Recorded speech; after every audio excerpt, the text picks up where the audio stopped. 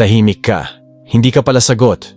Hindi ka palaban. Akala nila mahina ka. Pero ang hindi nila alam, kaya mong pigilan ang sarili mo kahit gusto mong sumigaw. Kaya mong manahimik sa gitna ng ingay. At yan, ang totoong lakas. Disiplina. Hindi para makita ng iba, kundi para mapanatili mo ang sarili mo.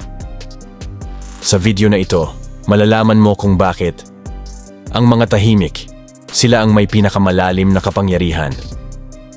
May dahilan kung bakit parang ang bigat ng buhay mo at hindi lang ito dahil sa mga pagsubok mula sa labas kundi sa mga tagas mula sa loob.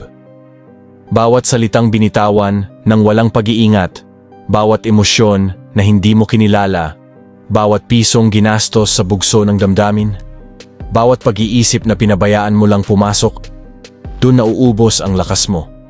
Ang kontrol ay hindi pagiging mahigpit, ito'y pagiging eksakto.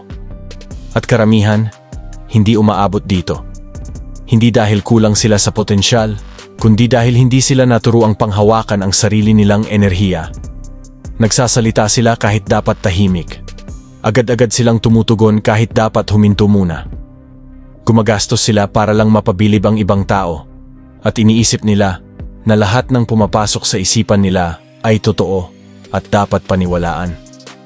Pero ang taong may disiplina sa sarili, mas tahimik magsalita, mas malalim makaramdam, mas matalino gumastos, mas malinaw mag-isip. At hindi dahil ipinanganak siyang kakaiba, kundi dahil sinanay niya ang sarili niya. Magsimula ka sa bibig. Ang karaniwang tao, mas marami ang sinasabi kaysa sa nakikinig. At kapag nakikinig man, naghihintay lang ng pagkakataong makapagsalita uli. Salitang binubuga para lang mapunan ang katahimikan, para takpan ang kaba, para ikubli ang takot. Pero ang katotohanan, tuwing nagsasalita ka ng walang malinaw na layunin, nawawala ang presensya mo, humihina ang impluwensya mo. At ang mas masakit pa, hindi mo na maalala ang sinabi mo. Pero ang ibang tao, natatandaan nila. Ang pagkakamali mo, ang pagdadahilan mo, ang paghingi mo ng tawad kahit hindi naman kailangan. Ang mga salita ay parang pera. Kapag labis mong ginagamit, nawawalan ng halaga ang bawat isa. Kaya ang mga taong tunay na malakas, hindi sila madaldal. Hindi dahil wala silang sasabihin, kundi dahil alam nila. Kapag kaunti lang ang sinasabi mo, mas tumitimo ang bawat salita. Ang linaw sa pananalita ay hindi katumbas ng pagiging palakaibigan. Ang isa'y bumubuo ng respeto. Ang isa na may gumagawa ng ingay. At ang ingay na, yan, kapag paulit-ulit, hindi lang tunog ang nagagawa. Nagiging kaguluhan. Nakakalito sa ibang tao kung sino ka. At kalaunan, pati ikaw, hindi mo nakilala ang sarili mo. Kapag nagsasalita ka lang para magustuhan, unti-unti mong binabago ang sarili mo. Hindi para maging totoo, kundi para ma-approve. Pinalalambot mo ang hangganan mo, pinapakinis mo ang sarili mo para maiwasan ang pagtatalo, hanggang sa tuluyang mawala ang tunay mong mensahe. Hindi lang ang sinasabi mo ang nawawalan ng linaw, pati ang pagkatao mo.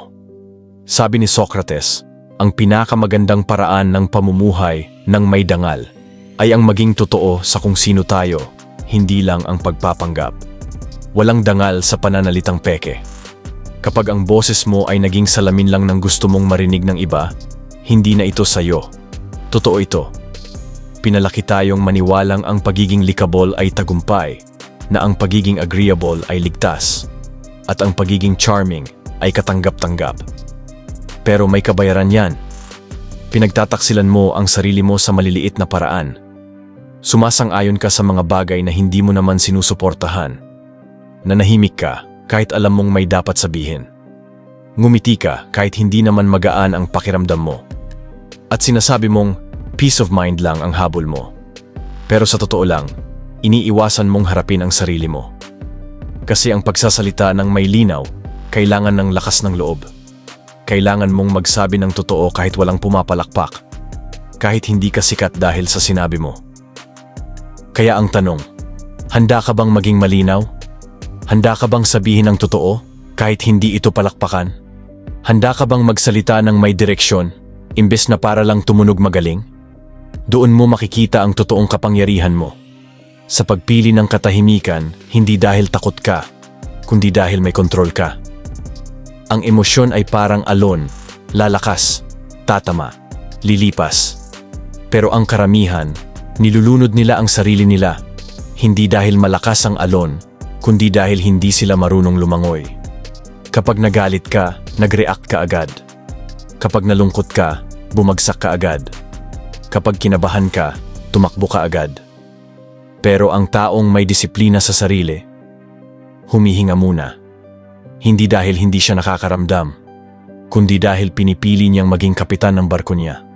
Sabi ni Jung, hanggang hindi mo ginagawa ang hindi mo alam na alam, hahawakan ka niyan at tatawagin mong kapalaran. Ang emosyon mo, hindi kalaban. Pero kapag hindi mo ito naiintindihan, magiging amo mo ito. Kapag galit ka, baka hindi talaga galit ang punot dulo. Baka takot, baka sakit, baka hiya. Pero hindi mo yan malalaman kung laging mabilis ang reaksyon mo. Kailangan ng katahimikan para makinig. Katahimikan para makilatis ang ugat ng nararamdaman mo. At doon nagsisimula ang totoong tapang sa pagharap sa damdaming ayaw mong kilalanin. Hindi lang pera ang nauubos, pati oras, pati lakas, pati atensyon. Bumili ka ng bagay hindi dahil kailangan mo, kundi dahil gusto mong ipakita sa iba. Sumama ka sa plano hindi dahil gusto mo, kundi dahil ayaw mong ma-left out. Pero ang taong disiplinado, marunong magsabi ng hindi. Hindi dahil kuripot, kundi dahil may direksyon. Sabi ni Aristotle, ang tunay na kalayaan ay nasa disiplina. At ang disiplina, nakikita sa maliit na desisyon araw-araw. Bibili ba ako ng bagay na ito? Lalabas ba ako ngayong gabi? Makikinig ba ako sa chismis na ito? Ang bawat oo mo ay paglimot sa mas malaking oo na para sa sarili mo. Mas maraming oo, mas malabong buhay. Mas maraming hindi, mas malinaw ang landas. Hindi lahat ng iniisip mo, totoo. Hindi lahat ng nararamdaman mo, totoo. At hindi lahat ng naiisip mo, kailangan mong paniwalaan. May mga naiisip kang, hindi ako sapat.